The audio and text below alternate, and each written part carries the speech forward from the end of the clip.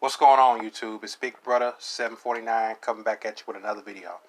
I want to talk about some remarks that were made from the Pope last week, where this Pope, Pope Francis, spoke on cancel culture when he said it leaves no space for freedom of expression. In his remark on childless pet owners, saying that couples choosing pets over kids are selfish, since he feels that it takes away from humanity when people decide to give up parenthood. And I want to give my take on that real quick. And far as council culture, I do agree with him on that when he said it leaves no space for freedom of expression, because it's all bullshit, really. Because we're living in a time where folks want to ruin an entertainer's career all because of some stupid remark they made during a time where we all are so used to and prone to stupid, insensitive remarks, and how people are just facing backlash from other people having their lives ruined just by stating their opinion. I mean, they're not advocating hate or inciting violence or going too far, but that still doesn't do them any good.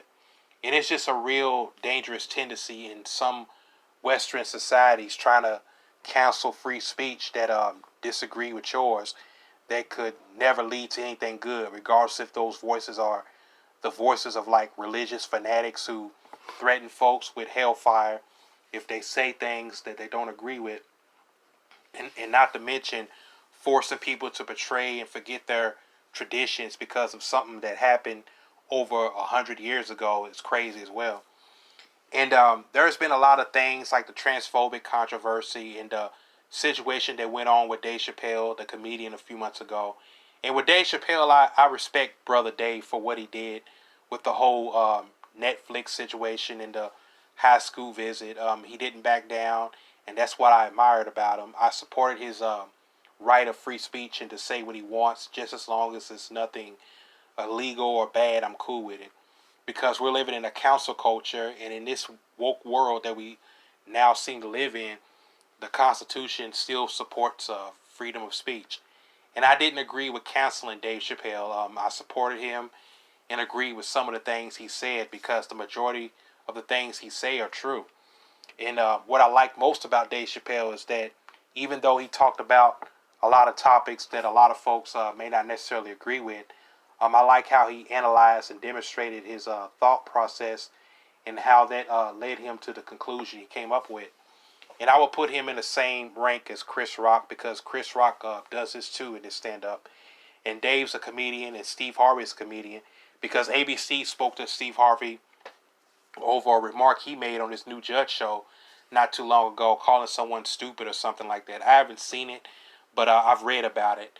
And it's a comedian's job to make folks laugh and call out the stupid, ridiculous things they do, and call out folks who are being hypocrites or going too far, because that's what they do. And Dave Chappelle, he's like a equal opportunity comic. He picks on everybody, blacks, whites, other races. And with Dave, as well as other comics in stand-up comedy, no group is above getting teased. If one group of people takes offense of him going after them, but they're laughing as he's going in after others, then their sensitivity is uncalled for. And I feel if they're taking offense to Dave Chappelle's routines, then they should just stop watching them. It's really that simple. And I really don't think Dave Chappelle meant any harm. He wasn't advocating violence or harm or hatred against transgenders.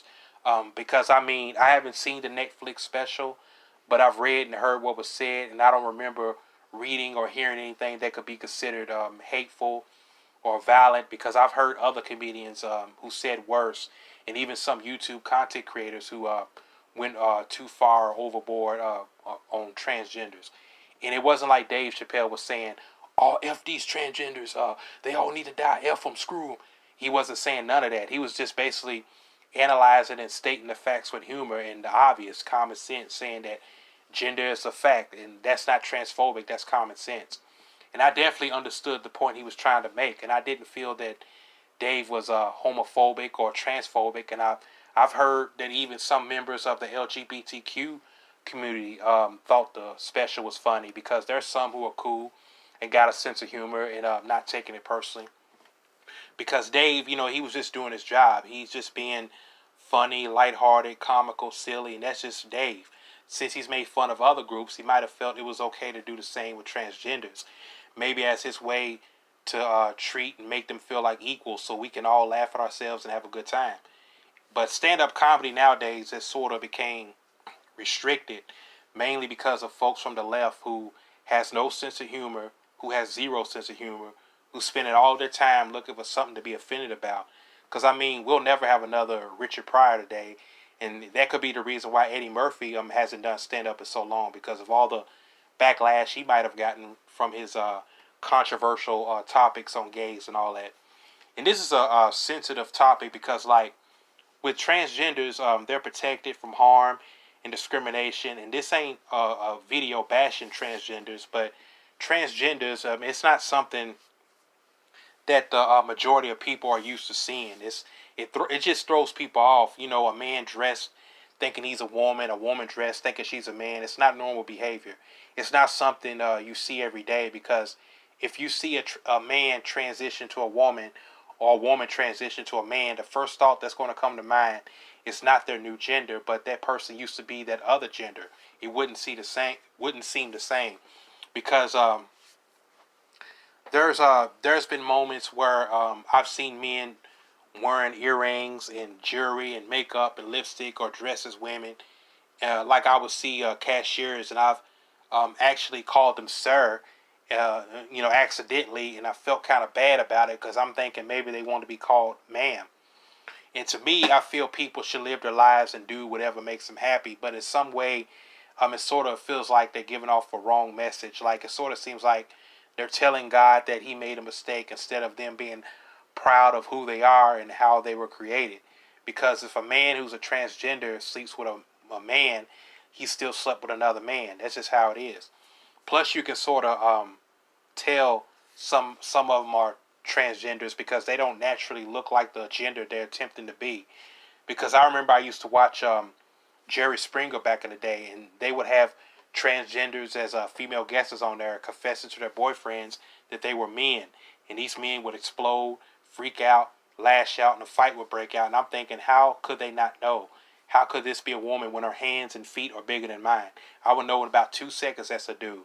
And it must have took these folks an extreme amount of bravery and courage and confidence to go out to this cruel, vicious world and be free, because they can no longer hide it, and they're facing discrimination and cruel treatment, which is wrong, because they're still human beings. But when they're living that type of lifestyle, that comes with the territory. When they're living that type of life, and because people only view these people from the outside, folks don't see or know them from within to where they feel completely satisfied with who they are.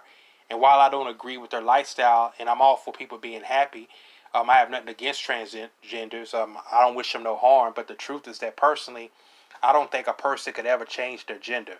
You're either male or female, and people can choose and think and live, as whatever gender they wish to be. But they shouldn't feel that people are obligated to accept that if their faith says otherwise. But when we say stuff like that, we get shunned. And like I said, we live in a council culture now. And this type of talk stirs a controversy. And most people feel the exact same way I feel. It's just freedom of expression. No hard feelings or ill will or malice or nothing like that. So I don't think the Pope said anything wrong when he said that this council culture doesn't leave any room or space for freedom of expression. I mean, with him being a Pope saying it, I guess it could be kind of wrong and not right for him to lecture on something worldly like that, since he's supposed to be spiritual. But still, nevertheless, I agree with him 100%.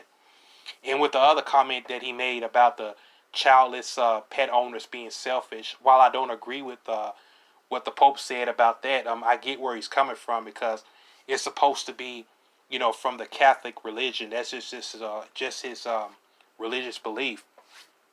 Because in the Catholic religion, when Catholics get married, they agree to produce and have children. That's part of their job as a married couple.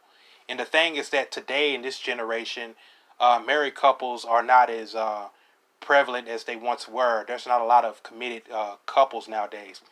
And we're also living in a hookup culture. And folks nowadays, or at least the majority of them, are only seeking passionate fun with no strings attached. And kids, being born nowadays from hookups. And some of these people, just think cut out to be parents. Some parents lack emotion, the means, and the energy because they're not committed. And the same goes for, could go for caring for a pet.